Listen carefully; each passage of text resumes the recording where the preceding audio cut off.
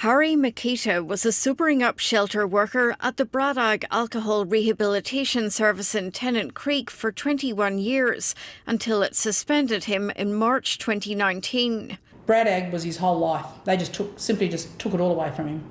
Mr. Makita texted friends that the suspension made him cry a lot and not eat or sleep. Braddock listed 5 allegations against the 44-year-old, including that he tried to refuse a regular client entry to the shelter and spoke in an abrasive manner to other staff.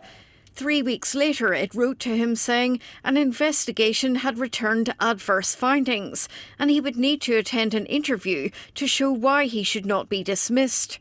Mr. Makita's union wrote to the employer before the interview, saying he had been denied procedural fairness and was suicidal as a result of the way in which he'd been treated by Braddock. I would have expected the employer to have suspended their investigation and focused on its primary duty of care to our members' health and well-being. Tennant Creek businesswoman Jean Sivatories was his official support person in the interview. And I made a very, very strong statement there about his well-being and that he was suicidal. From that very point, when I have sat there in front of them, they should have stopped. The union warned Braddock 3 times. Delays in the process were causing Mr. Makita mental stress. But the Braddock CEO, Pauline Reynolds-Lewis, said there would be no dismissal decision until the middle of May while she went on holiday. In June, Braddock wrote to Mr. Makita saying the investigation had concluded and he could return to work. 2 weeks later, he killed himself.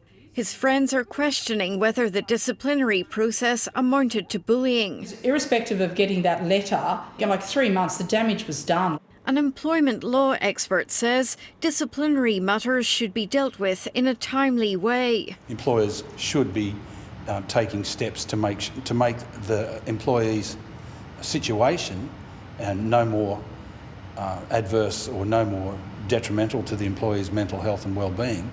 NT WorkSafe says it's investigating allegations that bullying at Braddock was connected to Mr. Makita's death.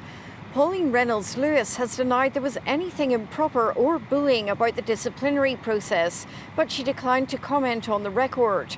Braddock's new CEO would only say that the organisation has started an internal investigation.